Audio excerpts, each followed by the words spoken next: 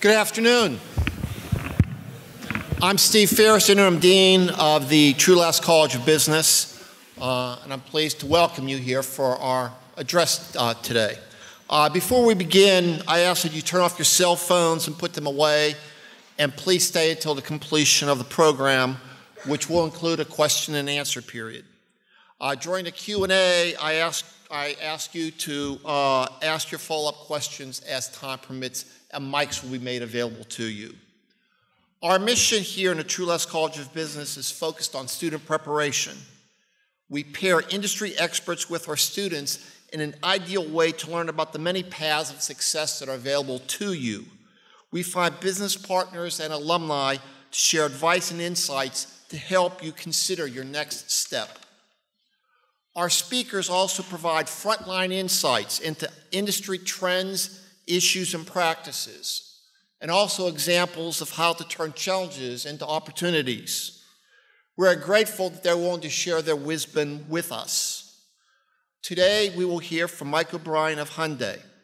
Mike is a 30-year veteran of the auto industry who graduated from the University of Missouri with a Bachelor of Science in Business Administration in 1977. From 1987 through 1996, Mike held key roles with Hyundai's product planning team and parts and accessories division. He initiated and maintained product refinement and quality initiatives, led programs to improve dealer profitability and customer loyalty, and launched and managed Hyundai's first ever motorsports program. He then spent 14 years with Toyota Motor Sales, USA, where he oversaw Toyota's U.S. product strategy, including van, truck, and SUV lines, as well as powertrain, advanced technology vehicles, and regulatory planning.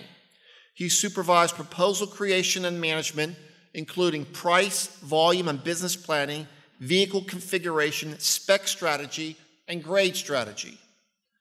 Mike rejoined Hyundai in 2010 as Vice President of Corporate and Product Planning. Today, he is responsible for guiding strategic development of Hyundai's entire model lineup, identifying opportunities to extend into new segments, and tailoring Hyundai's products for the U.S. market. Today, Mike will draw lessons from his great career to share with us. So do you please welcome me in extending a warm Missouri welcome to our own alum. Mike.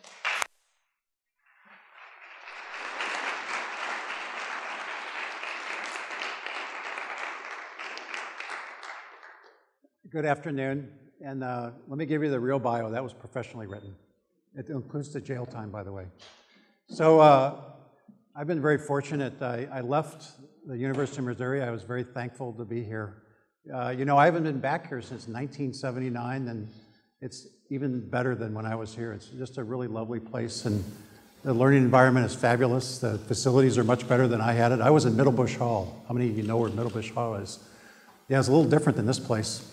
So, you know, when I left the University of Missouri, I started to work for Ford Motor Company right out of school in St. Louis, and then moved up to Chicago, and it wasn't cold enough there, so I had to move further north for a bit. But anyway, I ended up back in LA, and then New York, and then back in LA again. And all through that, I've been very fortunate to work in the automotive industry, and very fortunate to work around some of our advanced projects throughout the time I've been with Toyota and Hyundai and even at Ford. And so today, it's really a good chance for all of us to chat about where personal mobility is going and how manufacturers like Hyundai go about making decisions about the future. So we've been here, well, it's really hard to see that. I'm gonna look back here. We've been around for about 30 years. Toyota's been around, I'll use that as a comparison since I was there for about 14 years. Toyota entered the light vehicle market in the United States in 1959. Hyundai entered the light vehicle market in 1986. So when Hyundai started in the United States, we sold one car. But the company itself started in 1967 in South Korea. And in fact, it was started by one man that I'll talk about in a few minutes. That one man started his career by repairing military vehicles for the US military during the Korean War. So in 1950 and 1951, he started out by repairing Jeeps and half-tracks and other military vehicles for the US Army during the Korean conflict. And from there, he built a an incredible conglomerate automotive enterprise. So just in the United States, our revenues are over $20 billion a year, just in the United States, and we're represented in over 180 countries around the globe. So again, we've been here for 30 years. We started with this little car called the Excel, and a lot of the theme of what I'll be talking about today is how you can make good out of bad. And of course, we've made many decisions. All of us make many decisions every day. Sometimes they're good and sometimes they're not. The theme for today is how do we apply the knowledge we have about the market to make better decisions moving forward. In 1986, we started with this car, and we sold quite a few of them. We'll talk about that in a minute. And now we sell over 12 completely different vehicles in the light vehicle market here in the US. So we sell SUVs and CUVs, we sell sedans, we sell sporty cars, and of course, our sedans and CUVs are the big sellers for us, like many manufacturers today. And so it's taken a long ways to get from there to here. And one thing you'll hear again and again today is that in the automotive business, it takes about 3 or 4 years to develop a new car. 3 or 4 years, and the market changes so fast. The market, by the time you launch the vehicle, is a very different market than the one you plan for. So we have to buy the tools and equipment for that vehicle years in advance to build it. We have to do all the R&D to make that car years in advance before we start selling it. So we have to make choices years in advance so that the technology we decide to put in the car, sometimes we might make them 5, even 10 years in advance of the car's actual on-sale date. So when we make a right decision, well, that's great. If we make a wrong decision, we're forced to sell that wrong decision for a number of years. Once we develop the car, we have to sell it for at least 5 years. And so whether it's a good car or a bad car, we have to struggle or be successful based on the decisions we make. And so what we'll talk about today is what can we do as leaders, and what can we do as planners, and what can we do as analysts to help do a better job of predicting the future. So if you look at our milestones, we've had some bumps in the road, we've had some successes. We actually sold, just in a few short years, 1 million cars. So 4 years took us to sell 1 million cars. It's taken us 30 years to sell 10 million cars, and a few things happened along the way that we'll talk about today. Of course, we'll talk about our quality, or lack thereof, and for that reason, you'll see in 1998 here, we launched America's Best Warranty, and even today, Hyundai still has the best warranty available of any auto manufacturer selling in the United States. We're the only manufacturer that offers a lifetime battery warranty for our hybrid vehicles. And if you do your market research here, you could quickly find out that the #1 reason that people turn down hybrid vehicles is they're worried about the battery failing. You know, who in this room hasn't had a problem with their mobile phone battery? Who hasn't had a problem with a flashlight battery or some other battery? So batteries are a concern, and so we tried to address that by offering a lifetime warranty. So we offered a warranty to overcome obstacles I'll talk about in a little bit. We started expanding our model lineup in 2000. We started offering our first SUV. And of course, it took us till 2007 to sell 5 million cars. And then after that, we had a strong focus. First half of our life, we focused on improving our quality reputation. The second half of our life, we have focused on improving overall product appeal and goodness, whether it's through design or technology. And you can see that represented here. We launched our first premium car, the Genesis. We won the most prestigious Car of the Year award here in the United States right after that launched. We were very advanced in terms of our competitors with telematics, bringing your phone connectivity into the car, and we'll talk about that. And we won the second North American Car of the Year awards. Many car makers, we're talking about big car makers, may not win Car of the Year award over the course of a dozen years, and we won 2 of them in the course of 5 years. So we're very fortunate, and it's really all about the effort in terms of studying the market, understanding the market, and knowing what choices to make. Another thing you'll hear many times today is that it's easy as a planner to put everything in the car. The problem is it's a $1 million car.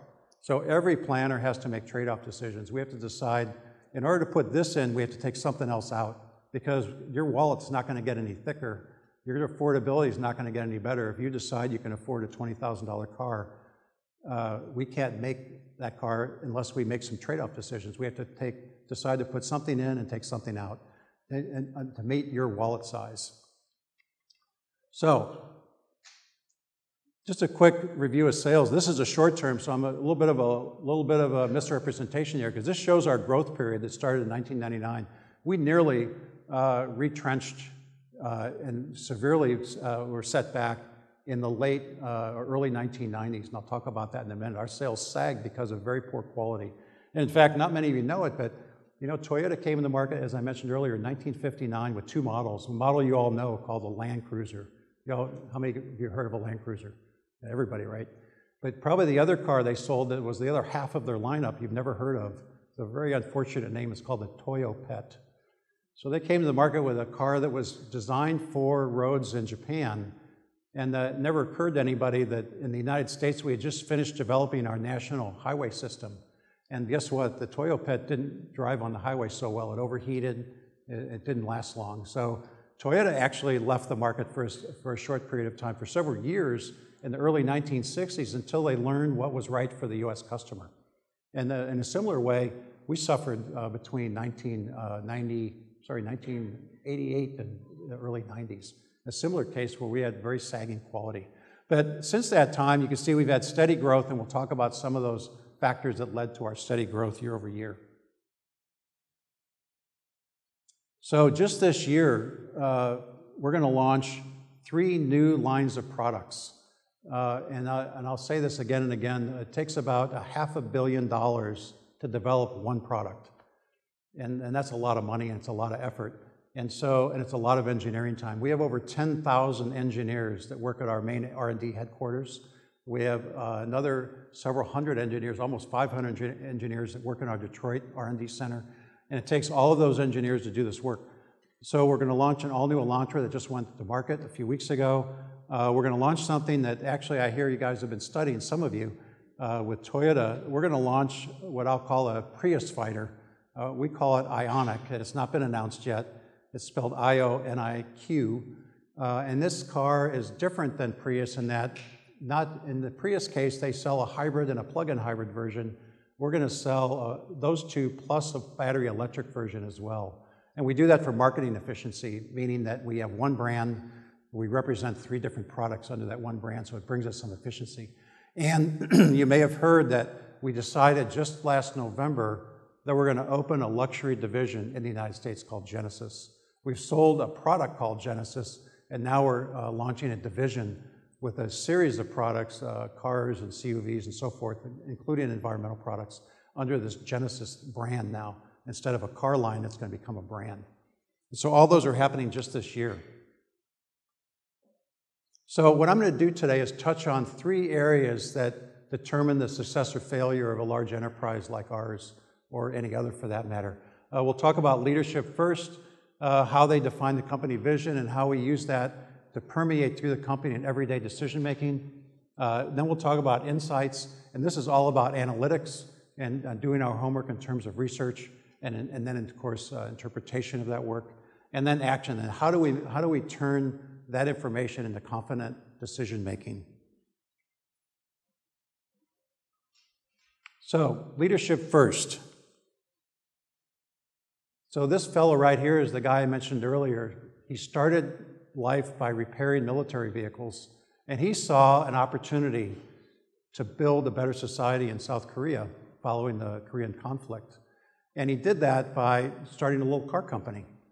And you know what? He didn't know much about cars, but he knew how to fix them. And he fixed, as I mentioned before, U.S. military vehicles. He ran a garage basically fixing military vehicles. And he decided he could build them as well. So his first efforts from this time all the way up through the late 70s into the beginning of the 1980s, he was building cars under license from other manufacturers, predominantly from Ford of Europe and also Peugeot. So he built a Ford Cortina under license, he built a Peugeot model under license, and he built those models as a way to learn how to build his own cars.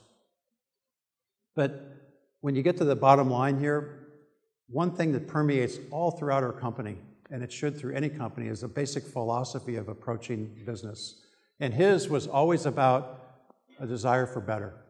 Or when he was alive, and it was up till very recently, he would ask the question, have you tried?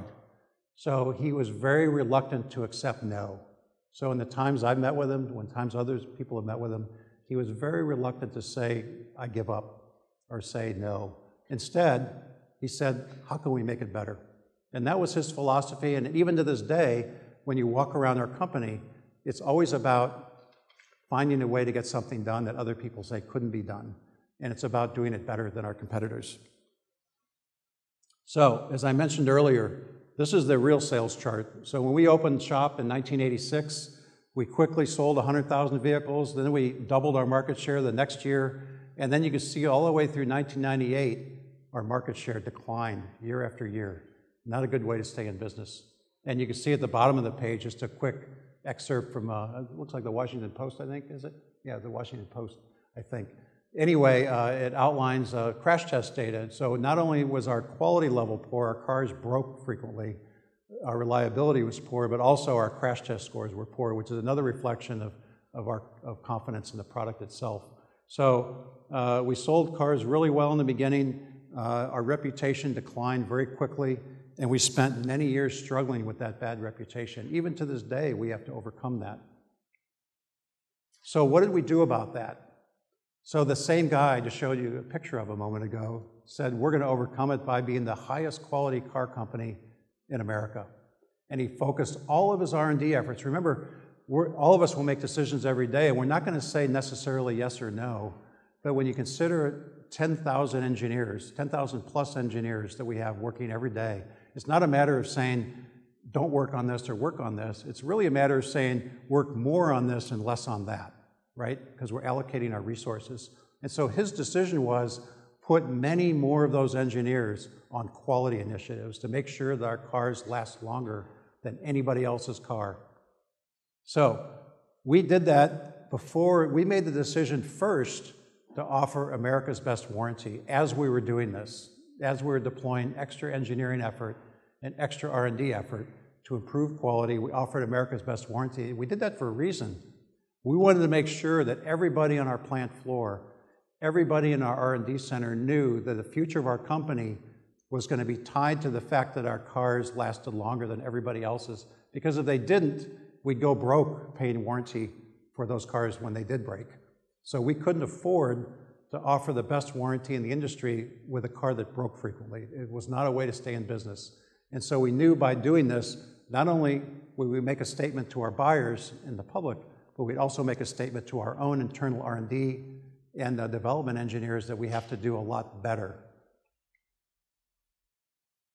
So what happens with that? In 2015, we've won countless awards. Just last year, for the highest quality. So IQS is the initial quality survey. So J.D. Power, I think all of you have heard of J.D. Power, a very large syndicated research firm. They survey new car owners every month, about 6,000 a month actually, across all vehicle categories.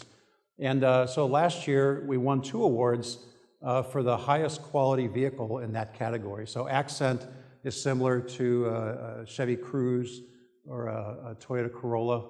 And so we were the highest quality car in that category. And the Tucson is similar to a Toyota RAV4 or to a Ford Escape, for example. You see those around here a lot. And both of those cars were the best vehicles in their category in the United States for quality. And that took many years of very dedicated effort and a lot of investment. And it was a decision by our leadership to focus all of our extra effort on quality and make sure that in that one area we could be the very best. APPEAL is an acronym. That's an acronym for another J.D. Power study that stands for Automotive Performance, Execution, and Layout Study. Let me make it even shorter than that. It's the Things Gone Right study. So some studies ask what broke, and other studies ask what was great, what delights the customer and makes the customer really happy and proud that they made that decision. And that's what APPEAL is. It's asking customers a series of questions, a battery of questions about what they like about their car. And you can see that among the non-luxury makes, we're number 2, probably surprising to most of you in this room. So we're the number 2 manufacturer in the US for people that reporting that they're most happy with their product among other products that are sold in the US market. So the only other products that have, some of them are higher, some of the luxury makes. So this is the non-luxury makes here. So a big improvement. Just a few years ago, we were very far down that list. So we do our own proprietary studies too. Proprietary studies, of course, are the ones we institute ourselves. We self-administer them. And this is also verified by syndicated work as well. But if you just look at the last 2 vehicles we've launched, the Genesis sedan about a year ago, and the Sonata, which was about a year ago as well, nearly 100% of those customers are highly satisfied. So that's a 5-point scale from very dissatisfied, somewhat dissatisfied, neutral, and so forth. So those are very impressive numbers. If you were to look at a Toyota Camry or a Ford Fusion, it would be tough to get those kinds of numbers. And again, it comes to this relentless focus on all of our extra engineering effort going towards quality that was made as a leadership decision. So now let's talk about insights, probably something that will interest a lot of you in this room. Maybe before I do though, let me tell you a little about the group that I'm managing. So that title is a little bit strange, I think. It doesn't mean much, does it? My job is to manage mostly our forward-thinking efforts within the Hyundai enterprise in North America. So I'm in charge of product planning, which is developing next-generation products. So we're looking out for Sonata, for example. The next one will come around 2020. So we're working on that. It's also about advanced product strategy, and that's thinking about transportation beyond mobility as you know it. So you think about Lyft, and you think about Uber, and you think about Zipcar, and you think about autonomous driving. You think about all those things you see bubbling up in the media right now. How are those things going to affect the way you move yourself around in the future? And so we look at those different things and wonder, how does a company like ours participate in those big significant shifts in the way people are moving themselves around from day to day? So that's the Advanced Product Strategy Group. We also handle all of our pricing, all of our business planning. Now, business planning determines how do we spend our resources in North America? Do we spend it more here or there, more in marketing, more in sales efforts, more in this or that? And so one of the most important areas is an area we developed 2 years ago that we call market analytics. Market analytics is some of our brightest people in our company. Very young folks, very similar to you, many of them MBA students that we hired recently out of school. And their job is to walk around the company and ask questions. When they hear the same executives or different executives asking the same question 2 or 3 times, they wonder, well, obviously there's no answer to that, but it's something that's bubbling up and it's causing concern. And so what their job is to do deep dives into very difficult subjects and try and understand more about them and be able to report back to our management to allow them to have more confident decision-making capability. So when you think about our digital space and all the data we collect, just our little company, our 4% market share company, we spend probably close to $20 million a year in North America on market research. But the question is, what do you do with all that? So we wrote the checks and spent the money. Now, how do we affect the behavior of all those employees that are making decisions every day? How do we help them be empowered to make better, more confident decisions based on all that data? And so the key is one, how do you compare disparate data and find relationships that other people are missing first? And then 2, how do you deploy all of that analysis, all that learning throughout your organization so it enables all of your groups to make good decisions consistently? So it's really a 2-step process. So I could show those 8 balls all day long. It never works for me when I use them. I always get stuck in the middle. But the bottom line is there's no magic to this. It's just the ability to analyze data and to compare disparate sources and find relationships. And so you could see here, there's so much information we collect, it's very daunting. And it's frankly, for an average person, you look around our company, just in North America in our sales and marketing operations, we have about 650 people just in sales and marketing operations. That's not including our agency, which is wholly owned. That's another 224 people. So every day they're making decisions on how we present our cars to the market to help you make a more informed decision. And the only way to do that is with information, and you can see all this information we collect, whether it's an owner forum that we've created that's digital, trend watching, so we have people that are actually looking at data on things and how people behave in the future, mindset issues, economic outlooks, regulatory outlooks, rating systems that come from third-party evaluators, a lot of custom and proprietary research we do. How do we take that data and then synthesize it into meaningful relationships that allow us to make confident decisions? So I think I mentioned before the key things. The first one is market trends, and market trends include regulatory. So if I haven't said it already, beyond pharmaceuticals, the automotive industry is probably the most regulated industry in the United States, whether it's safety regulations or emission regulations or performance standards. It's very heavily regulated. And so it's not only what customer preference data shows, but it's also what government says we must do. And we'll talk about that today. And there's always a gap. And of course, our job is to find a way to close that gap. I think I mentioned a little earlier today to another group that it's a federal government mandate that we have to achieve a corporate average fuel economy of 54.5 mpg by the year 2025, and that's only 9 years away. That would require, starting today, a 5% improvement per year, which doesn't sound like much, but typically the best vehicle manufacturers can only achieve a 5% improvement per generation of vehicles, so that's 1/5 the pace of the government mandate. So if you assume that a vehicle is renewed every 5 years, and most manufacturers can get only to 5% or less, they have to go 5 times that speed to achieve the government mandate in 2025. And there's no sign of that changing.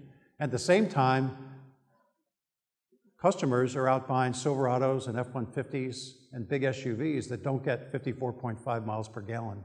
So the regulation requires us to manufacture those vehicles, but the customer has no requirement to buy them. You don't have to buy them, but we have to make them. So our job is to find a way to create demand. We have to create demand by finding a different way to bring these technologies to market, and we'll talk about that. So the second one's voice of the customer. We've talked about that a little bit. We do about half and half. We buy a lot of syndicated studies. Meritz is a big company that's based in St. Louis, Missouri, believe it or not, and they're known throughout the world for their automotive studies. So Meritz does what you would call the pick and shovel work for the automotive industry. They have a syndicated study where they survey over 5,000 customers a month of every vehicle type, all the way from Lamborghini down to entry-level Accent. And they talk to them about their experience with their car. What car did they replace? What's their family living situation? How do they drive their car? What did they think about when they chose their car? What was the model they didn't buy? What was their second choice model? So we take all that data, and through analytics, we can look at that and get a model for what is appealing and what's not appealing. The thing that's even more challenging that we haven't been able to do a good job with is to learn about avoiders. Probably the most important data, and it's very challenging to get. So what's hard to find is what happened to the customers that looked at your product but didn't buy it. Those are hard folks to find, but we need to learn more about them as well. And then finally, ongoing tracking. So then how do we measure the data over time so we can show meaningful trends that will affect how we steer our efforts in terms of whether it's sales, marketing, or R&D in terms of the product itself. So, we'll see this, you see this all around you every day. We were very fortunate we were able to see this early, but when you think about the R&D effort that's been caused by the digitization of the automobile, it's just beyond the scope of this discussion. So just a few years ago, nobody ever thought about a phone integration into a car. Nobody thought about telematics in the car space. People had phones, but a phone was a phone and a car is a car. But now, your tastes have changed a lot. In fact, many younger buyers would rather have a new smartphone than a car.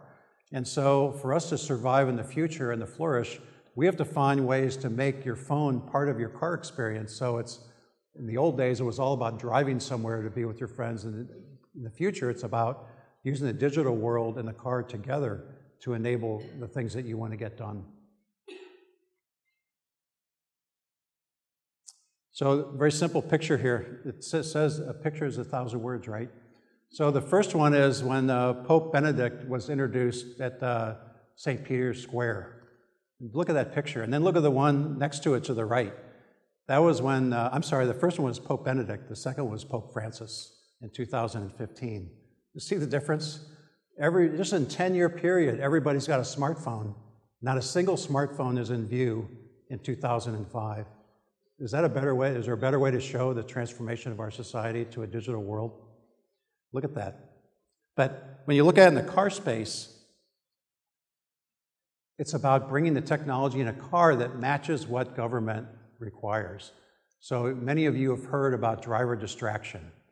And many of you have heard what happens when there's driver distraction. You know what happens when you're texting when you're driving. You know what happens when you're on the phone when you're driving. And here is different than in California. You get a ticket if you have a phone in your hand, even if it's turned off, if you pull a battery out of it, if you have one of those kind of phones. Even if it's disabled, if it's in your hand, you get a ticket. I know here you don't have that rule, but it will come eventually. And it's all about managing your driving experience in a safe way. And so the federal government and Mark Roskine, who's the head of the NHTSA, has been very, very critical of the auto industry in terms of moving in the direction of enhancing safety in terms of what people are going to do, whether we like it or not.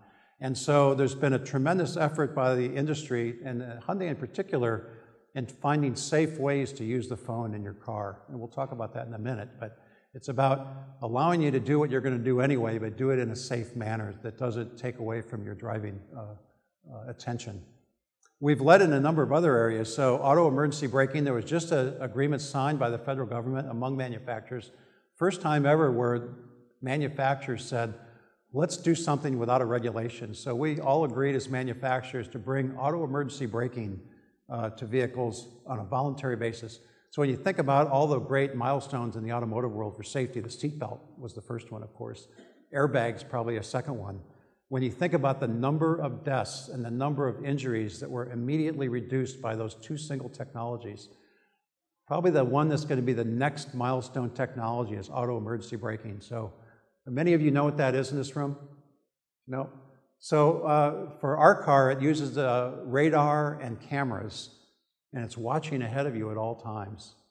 And while it's working, if you decide you're going to talk on your cell phone and not pay attention, and all of a sudden the guy in front of you stops, the car will immediately detect that. It'll first warn you with a very loud beep and a loud light, a bright light, and then if you're still not paying attention, it's going to stop the car for you. It'll prevent a collision, it'll prevent you or your occupants from being injured, as well as the people ahead of you. So we were the first to offer that in a luxury car with our Genesis a year and a half ago. Many other makers are coming to market with them now. But it's probably going to be the next big breakthrough in terms of seriously reducing injury and death in the vehicle accidents in a big way. And so we've decided, like other makers, to make this available throughout our lineup. Even the least expensive cars will have it soon. The next one I'll talk about is a heads-up display. So we're the first to put safety information in our heads-up display. So there's been other makers, and basically heads-up display is a trickle-down from NASA. So many technology you see in new spaces, not new technology, it's a new application of technology. And heads-up display is a great example of that, where a technology that already existed in aerospace was just brought down to the automotive world. But in our case, instead of just showing the speed and your turn signal, whether it's on or off, we actually added safety information like a blind spot detection and a cross-traffic alert. So the customer, keep in mind that most cars on the road today have a blind spot detection. It's a little orange light that blinks in your rearview mirror. Well, if you were looking in your rearview mirror, you wouldn't need to be reminded about the blind spot. You'd already see it. So the fact is, you're probably not looking in the mirror, and so that little orange blinking light's not going to help. In our case, we put it in the heads-up display, so it's actually right in front of your face. And then blind spot detection, we've enhanced that to include pedestrians and cross-traffic as well, ahead of other makers. So we're trying to bring a lot of this technology forward, but the most important thing is we're keeping our leadership's mandate in mind, which is to do it in a better way. So we use a term called sensor fusion. All of these sensors, radar and cameras, they're all very, very expensive. The way we're doing it in a way that's more effective is we're using one sensor to do many, many functions. So we're basically doubling down, we're duplicating the output of one sensor, and therefore we're making it much more inexpensive for the customer to get these technologies in their car. So I mentioned earlier the merging of the smartphone and the car. How many have heard of Android Auto or Apple CarPlay? Have you heard of it? A couple of you. So a few years ago, there were technologies called mirroring technologies. It's how do you mirror what's going on in your smartphone on a big panel display to get your hands off the phone and your eyes on the road. And so there was a number, we were working with a company called Alpine on mirroring technology. And at the same time, Apple and Google were working on a technology that would do roughly the same thing, but using their smartphone platforms. And so we eventually decided that working with them was probably the smarter move, since Apple has such a lion's share of the market. Of course, the other half of it's the Android-based phones. And so we were the first to market with the Google Android Auto. And with that, you get complete smartphone integration, and we did it intelligently. So we could have done it through Bluetooth, so you could still have your phone in your hand, but we did it through a cable, and when you plug the cable in your phone, it blanks your phone screen. So it forces the driver to do everything through the screen in the car, and therefore it keeps your hands on the steering wheel, so all of the phone functions are controllable through the steering wheel controls, or you can control them through the touch screen in the car. So you keep your eyes on the road, your hands on the wheel, and the phone is where it belongs, down in the console. And we did that through a lot of early work with the Google folks, and then later with the Apple folks. So we've pretty much matched other manufacturers in terms of CarPlay. That's been a bit of a tougher one for us, but we've got them both out now and available in virtually all of our cars today. Another one's a great story about clever engineering. So Smart Trunk, you may have seen some competitors that have a Smart Trunk feature. Smart Trunk is a technology that when you approach the trunk of your car or the tailgate of an SUV, that the trunk will open without you doing anything. With our competitors, it required you to stand on one leg and kick the bumper. And of course, if you're a mom with a bag of groceries or a baby or both, and you're standing on one leg and holding the bag of groceries and your baby, and you're trying to kick the bumper, that's a pretty difficult task. Our engineers applied this same principle of sensor fusion again, and they said, well, everybody's got the key fob in their pocket, right? The little remote control device, sometimes it's in the key, sometimes it's separate. And so we use that same transmitter that identifies proximity with the rear of the vehicle. So as you approach the rear of the vehicle in our cars, you'll get 3 flashes out of the taillights. If you want the tailgate to open, you don't do anything. If you want it not to open, if you decide you're just walking by the rear of the car, then you just push the button on the remote control. So what we did is we just found a more clever way and a more inexpensive way to do something that just seems obvious. And it was really through this idea of doing better. Now, you probably wouldn't believe me, but I have a smartwatch on right now. And right now with this smartwatch, with this BlueLink smartwatch app, and again, we're the first with it, I can start my car, which is sitting right now in the Santa Ana Airport in Orange County, California. I could start the car, I could shut it off. If I lived in Minnesota and it was January, I'd want to do that to warm my car up. I could operate the wipers, I could operate the heating and ventilation, I could open or close the windows. I can all do that through this smartwatch that's on my hand right now. And we're again the first, and we did that again through sensor fusion, using the existing modem that's in the car without having to add extra cost. So very clever technology application. So I mentioned about information gathering. We actually have a 5,000 roughly strong owner community. We have regular market research activities with those folks. We communicate them obviously through email and through texting. And we use it for very quick feedback on ideas that we have. So all of our product planners are constantly pinging our owner community, and they're saying, what do you think about this feature? What do you think about that feature? Or what do you think about this way of explaining something where we're struggling to explain a feature? And so it's a very quick and easy way to talk to people that are already engaged. They already own one of our products and they're interested in giving us feedback. It's a very inexpensive way to do it as well. So a very effective way to gather market data. So we also do a lot of brand research. One of the groups within our corporate planning area is a brand strategy group. And with most car companies, brand strategy is managed by marketing. And that would make sense if marketing controlled all the touch points of the product. But let's face it, we'll use Lexus as an example. Most of the things that people know about Lexus have to do with a great dealer experience, have to do with a great reliability, they never break, and really high quality.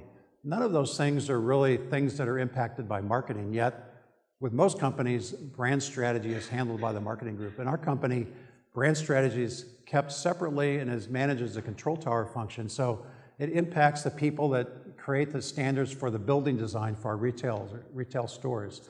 It impacts the people that create our service experience when you bring your car in for service. So it impacts all the areas of where a customer may interface with our company or interface with the car itself. And so in this research, we continuously speak to our customers and people that have rejected us as well to learn what they think about our brand and learn what we need to do to have a better or broader reach in the market. And you can see some of these comments aren't very friendly. They basically boil down to the fact, I don't know who you are, and you copy other people. So, you know, it's no doubt that we have a lot of work to do, and that's part of it's because we're a small company, but part of it's because of our legacy of building poor quality products. And so we have to look at ways to use this information and efficiently make some change in terms of customer perception. So finally, the last thing is tracking. The same market analytics group I mentioned to you early is constantly working with the people that actually use data to see what they do. For example, we have representatives that travel to our retailers. One representative maybe covers 20 of our retail stores. And their job is to help our retailers be more effective in terms of handling your concerns and, of course, selling cars and marketing them. And one of the things we've been doing is they've traveled with many of these folks to learn how they counsel these retail operators in terms of improving their operation. And one of the things they learned is we send them reams of data, just pages and pages of data digitally. And these poor guys or gals, ladies, they don't have the time to sort through pages and pages and pages of data and try and find some relationship on their own. They just don't. They're very busy, they're doing so many things, they have to travel around. And so what they've done now is they've looked at the key metrics that will impact change in retailer operations. And they've made very simple reports that handle just those data points, just the analysis that will impact change. And allows them to walk into a retail operation and speak to the owner or speak to the general manager or the sales manager or the parts and service manager and be able to speak at their level about things that affect their job security and their pay and their performance rather than a lot of data that will take anybody a long time to sort through.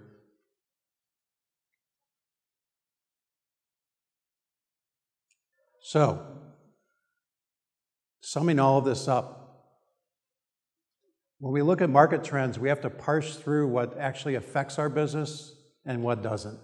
And frankly, we read headlines all day long that could affect our business, but largely doesn't. For example, you know, we get questions every day about car sharing. What's car sharing going to do to the light vehicle industry? Is it going to destroy it? So last year there was about 17 million new cars sold last year. And there's no doubt in many regions of the world, car sharing is increasing at a pretty good clip. Mostly areas where there's dense urban populations. So car sharing in areas like Paris or London, car sharing is becoming very, very big. The United States is a country of spread out population. And when you look at car sharing in the United States, the total number of registered cars among all the car sharing companies right now is about 200,000. So 200,000 out of 17.4 million. So yes, it's a factor. Yes, it's a trend. Does it affect our decision making in the next 5 years? Probably not. So again, it's an idea of how do you determine what's relevant market trend data and what's really not so relevant for your decision making right now. And then when you think about the voice of the customer, how do you understand, first, why are people avoiding your brand? And how do you address that? And then second, what are the customers that are buying your product saying about your product and what are they doing about it? And how do we integrate that in our daily decision making? So our product planners, for example, we have one product planner for each car, and their job is to know everything about that particular customer that buys that car. And so consistently, usually every year, we're reconfiguring the product because the customer will say, you know what, I want the sunroof, but I don't want the cruise control, or I want the navigation, but I don't want the leather seats. And so they're constantly speaking with our customers to understand what are their preferences and what would it take to improve their satisfaction with the product moving forward. And again, all of it has to do with trade-offs because just putting more on the car results in a price that nobody can afford. So whenever you add something, you have to take something away. That's a key point. And then finally, tracking. So you know, we, like many companies, have our executives get together periodically, and our executives are highly motivated by metrics, like any big company would be. And so we have to decide what are those metrics, who's held accountable for those metrics, and what's the most appropriate way to report them. in a way that affects our business. So just last year, we went through a little bit of a minor transformation. We formerly had a very long list of metrics we were tracking, and what we learned was many of them just didn't change anybody's behavior. They were things that were, yeah, they were important, but they're going to happen by themselves. For example, we were tracking certified pre-owned sales. Well, that happens automatically based on trade-ins. We can't really change it. So why are we tracking it? It's just clutter, and it's distracting our executives from things that they can change. And so what we've done is we've looked at the data that we report and track on a daily basis, and we tried to only focus on those items that are effective in changing behavior and effective in decision-making. Again, all of this work is about making more confident decisions. Companies and executives will always make a decision. The question is, did they make the right one, and did they make it with confidence? And this is all about improving your confidence level of decision-making.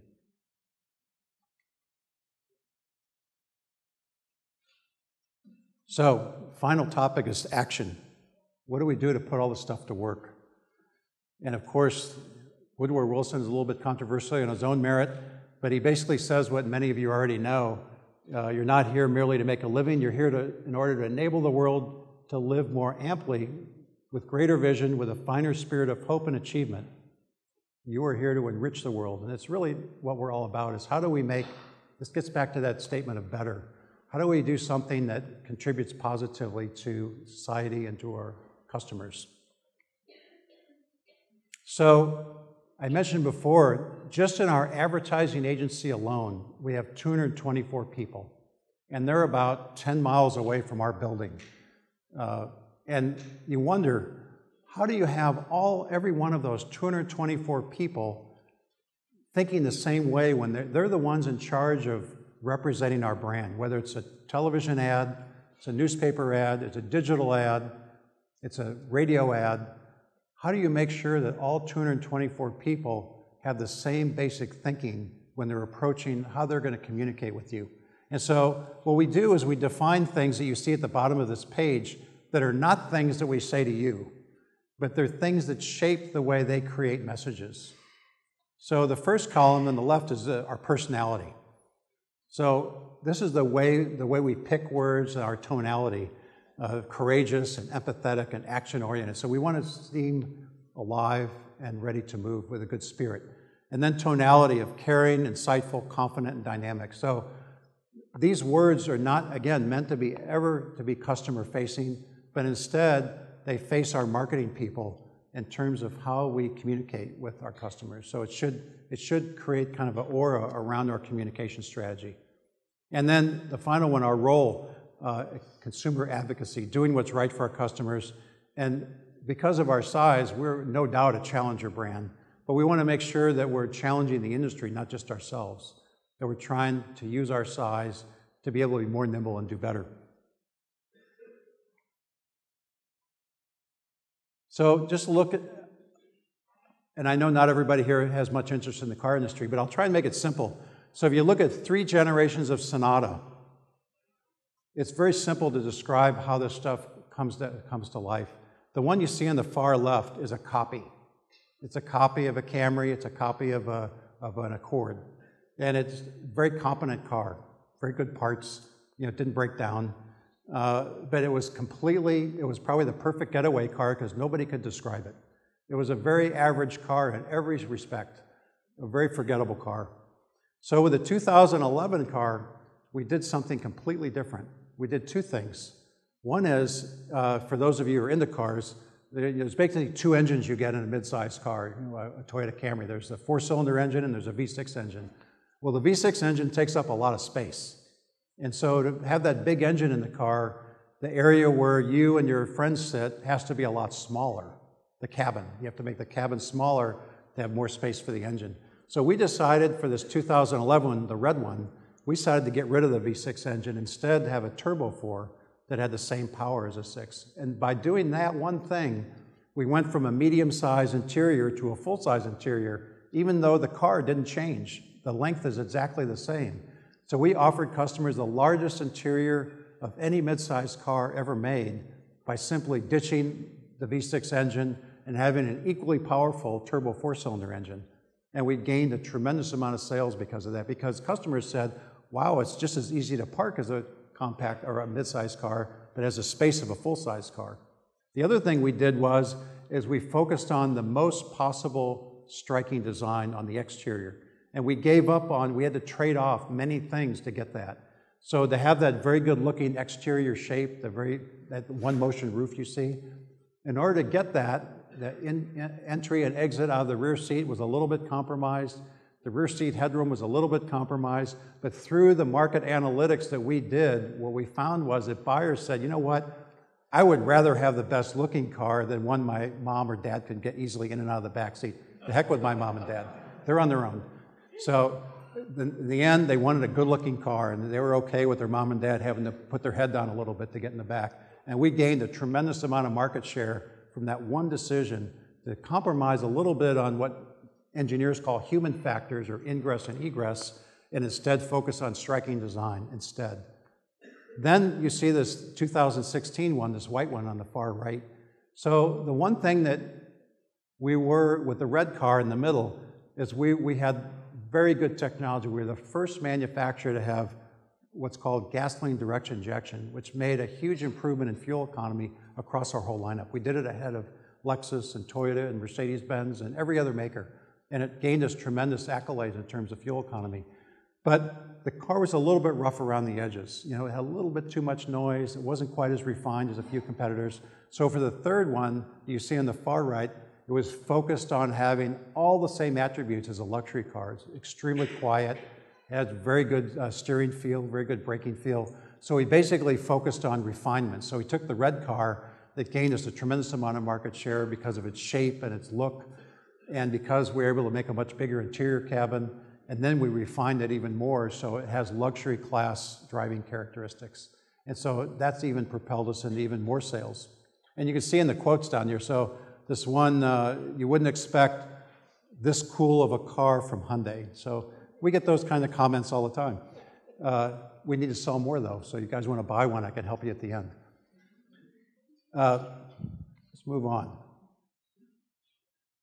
You may remember this, a few of you. We launched this based on a lot of market research. So still there's the naysayers. So everybody says, you know, if you want a truck, you want a full-size pickup, you want a Silverado or an F-150. But guess what? Your generation is living in smaller homes. You're living with shared parking, with common wall construction, and you have to pay more for your parking, and you don't have the ability to have 2 or 3 cars in your household. You want to have 1 or 2 that does everything. And so we identified an area of the market where customers said, you know what? Big trucks are too hard to park. You know what? Every category in the US light vehicle market is roughly 50-50 male-female. You know, a Toyota Camry, 50-50 male-female. A Ford Fusion, 50-50 male-female. But pickup truck is completely different. It's the only category in the light vehicle market where it's 80-20. 80% of pickup buyers are males. And it's not just because 80% of pickup buyers are plumbers and drywall hangers and framers. It's because female buyers say, those things are so big I can't maneuver or park it. It's just too big to maneuver or park. But I really would like something with open bed utility. And so we created this concept that has gotten a tremendous amount of response. And it's all about a more compact size with incredibly high fuel economy that is easy to maneuver and park and offers outstanding design. So this product will come not too distant future, and it's an answer to what we would call an unmet market need, something that currently is not being served up in the light vehicle market. If you were to talk to a Toyota store and find out what is the fastest moving used car at their dealership, they'll all say the same thing, a Toyota Tacoma, which is a small truck. And the issue is that a new Tacoma is so expensive, most light vehicle buyers can't afford it, so they end up buying a used one. This product would sell basically for the price of a used Tacoma. So it offered something that's not available in terms of price. It would offer something that's more maneuverable and better designed than a full-size pickup. So again, it's using market analytics to identify some unmet needs in the marketplace. So just here at the New York Auto Show a few weeks ago, we continued our launch rollout of our luxury car division.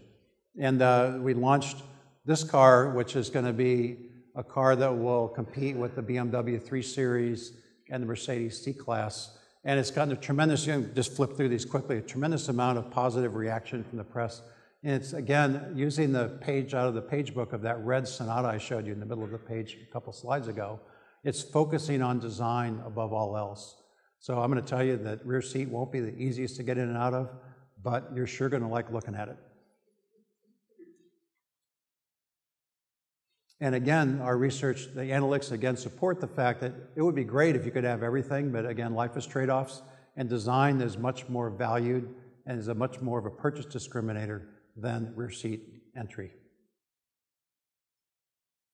So the final thing I'll touch on is something we talked about for about an hour just a little while ago, and that's sustainability. Sustainability is frankly a big gap between the market and government. So as I mentioned earlier, there's these two overwhelming regulatory areas. One's called ZEV, or Zero Emission Vehicle. It's a body of regulations, and it's created by the state of California, but it's applied by 10 other states that technically are known as Section 177 states, and Missouri's not one of those. But generally all the northeastern states, New York, New Jersey, Massachusetts, and so on, those states are all Section 177 states. So all of those states, those 11 states, have to comply with the ZEV mandate. And then the other regulation I mentioned earlier is CAFE, or Corporate Average Fuel Economy. And so on one hand, our government says you have to achieve 54.5 mpg by 2025. On the other hand, customers are buying full-size pickups at a rate never experienced before. And in fact, the fuel economy regulation stipulates a category shift from car-type products to truck-type products, or actually the other way. And their assumption was that by, I believe, I'm just guessing at this moment, I think by the end of this year, the market was supposed to be about 37% truck and the balance car-type products. And in fact, nearly the opposite is true. The market is going towards truck-type products, partly because of low gas prices, but partly because of these trends that we observe: urbanization and multi-generational living under one roof. That people are buying vehicles that do more, and vehicles that do more than cars or CUVs, which are a truck-type product. So we're buying more of those, less of sedans, and so it impacts our ability to improve fuel economy. And at the same time, when you look at the ZEV mandate, the ZEV mandate has an increasing percentage of zero-emission vehicles that have to be sold every year by those manufacturers that sell in those states. And I believe this year it's about 6%. So that means manufacturers that sell in one of these states has to have either a pure battery electric vehicle like a Nissan Leaf, or a hydrogen fuel cell vehicle like our Tucson fuel cell, which is pictured in the middle of the page. And we have to sell a number of those in order to participate in those states, meaning if we don't sell them, we have to tell our dealers we're out of business. We have to leave those states. And that represents about 60% of our sales in the US right now. So probably a bad idea. So what we've done is we've launched a series of products. We launched in 2011 the Sonata Hybrid. Of course, we launched a plug-in hybrid just last year. The fuel cell will be 3 years old in June. And we like to consider the fuel cell the next generation of electric vehicles. So it has all the same powertrain as an electric vehicle, like a Tesla. However, instead of storing the energy in batteries, a hydrogen fuel cell makes electricity with hydrogen that's stored on board. So the refueling time for hydrogen is the same as gasoline, just like it's the same hose. It's a different hose, but it looks the same. Refueling time is the same. The range of a fuel cell is the same as a gasoline vehicle. The scalability of the powertrain, meaning I could put it in an over-the-road truck, I could put it in a little car, I could put it in a train locomotive. The scalability of the powertrain is infinite, and it basically has the capability, a performance level as a gasoline engine does. That said, it's totally reliant on the availability of hydrogen fuel stations. And right now in California, there's about a dozen of them. At the same time, there's about 13,000 gasoline stations in the state of California. I'm guessing in the state of Missouri, probably over 5,000 gas stations, and you have 0 hydrogen fuel stations. So we got a ways to go. We're just launching at the end of this year what I'll say to you, we'll call it a Prius fighter, but it's called Ioniq, and it's one body, but it's basically 3 different powertrains. So like Prius, there'll be a hybrid version of Ioniq. Unlike Prius, we'll have a pure battery electric version of Ioniq. And similar to Prius, we'll have a plug-in hybrid version, but ours will have some advantages. So we've spent 1 generation doing what Toyota's done over 4 generations of the Toyota Prius. The car will launch at the end of the year, will have the highest fuel economy of any vehicle ever sold in the US market that's gasoline powered. With that, we get to the gap. Even with that claim, even with the claim that we have the highest fuel economy of any vehicle in the United States, we're not going to sell many of them. We're not. And we all know in this room that CO2 and global warming is directly linked to fuel burning. And there's no catalytic converter, there's no muffler, there's no container that can fix it. So when I burn a gallon of gas, I'm making a certain volume of CO2. That's exactly what I'm doing. And there's nothing I can do about it. So the only way to reduce CO2 emissions from our personal vehicles is to burn less gas. That's the only way. And so even with the claim of the highest fuel economy, meaning we burn the less gas than any other car in the market, our market research tells us we're not going to sell many. So we've had to think about using our analytics to develop a different approach to marketing this product and a different approach to developing the product. And it's about making a product that's a great car, better than any car in that category, and oh, by the way, it happens to be hybrid. So we chose technologies that allows it to drive just as well as any car you've driven in that category, a Ford Focus, a Corolla, a Cruze, any of those cars, the sporty models. It has a conventional transmission, so it had that same sporty shifting feeling as the conventional car, and many other technology choices we made. So instead of marketing this as our hybrid car, we market it as the best car in the category that happens to be a hybrid.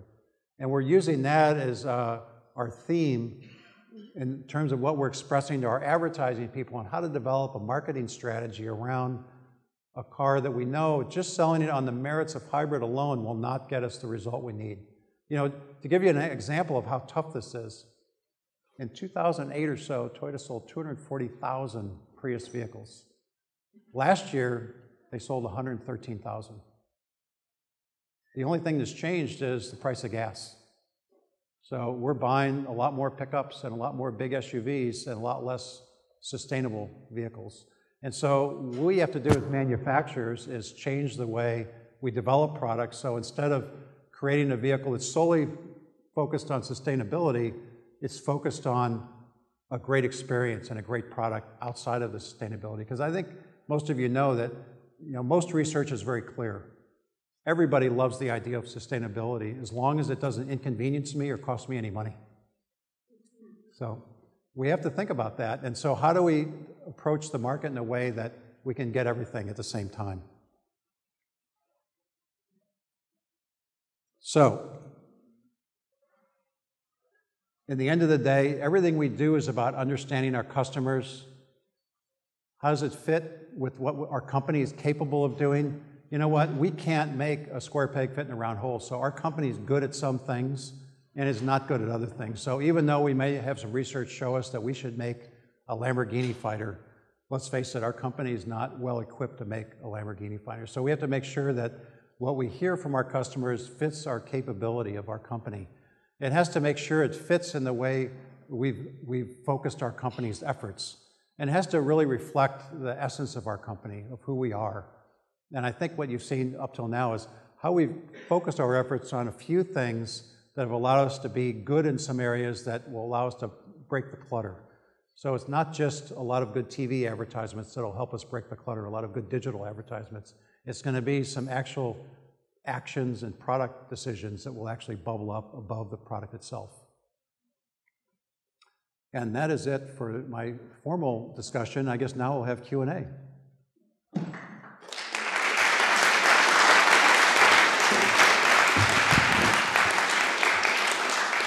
Mike, thank you for your really some insightful comments about a really innovative company, some amazing technology, and I can so see myself in that Santa Cruz, okay?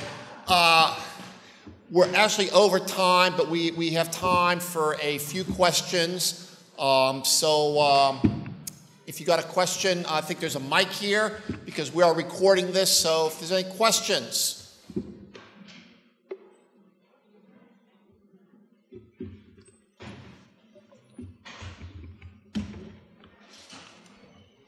You talked quite a bit about looking at the sustainability and kind of the efficiency aspect, but I actually just purchased a Hyundai Veloster Turbo R-Spec myself, and I'm kind of curious to know on the performance aspect. On the performance aspect, are you guys looking to see maybe make more performance vehicles, maybe like a Focus ST fighter or something like that? Wow. Well, you know, we've actually just finalized the design for the next Veloster. But if I showed you a picture, I'd get fired and you'd get shot. But the car looks great, and you may have heard that we hired a fellow. His name is Albert Bierman, and maybe you guys have all heard of BMW, right? Well, BMW has a division they call the M division, and the M division is their performance division. And the performance division at BMW is headed by a chassis guy. You know, it's the steering and brakes and suspension, and another guy is a powertrain guy. Well, we're very fortunate. The head of chassis wanted to come work for us, and his name is Albert Bierman. He came from BMW M, and his very first project is going to be the next Veloster. I'll say that. Okay, I think we have time for one more question. One more question. Anything else?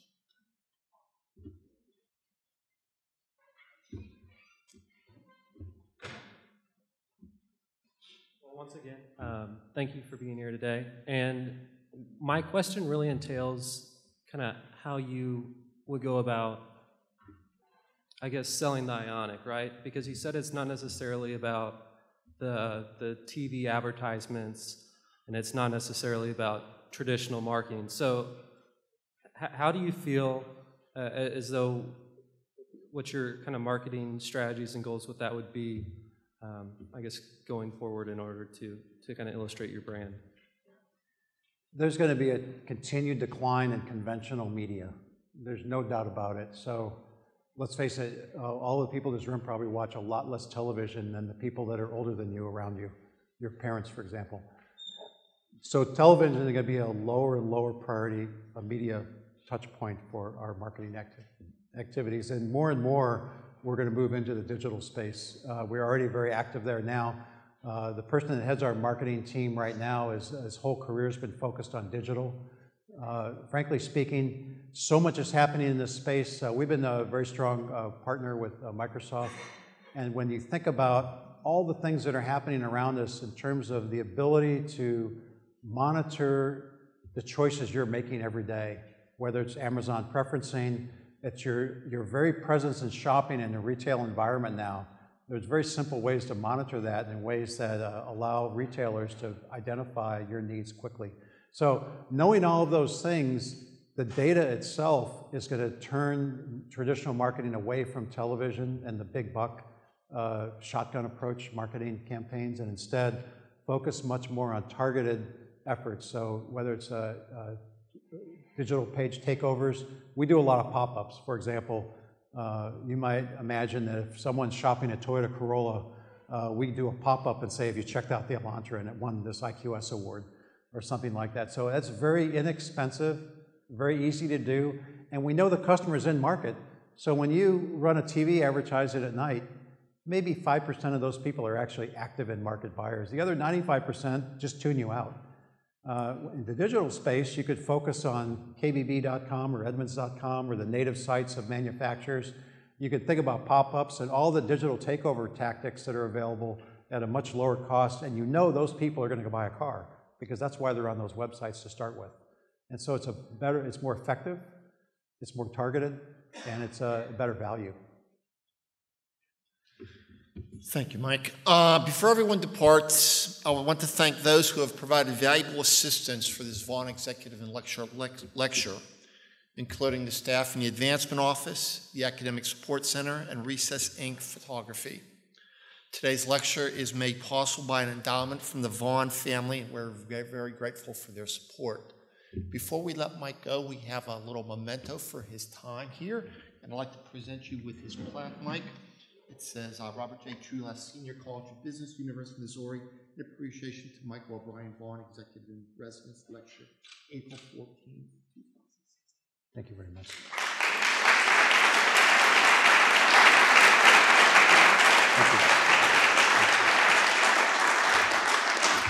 So thank you for coming, and we are adjourned.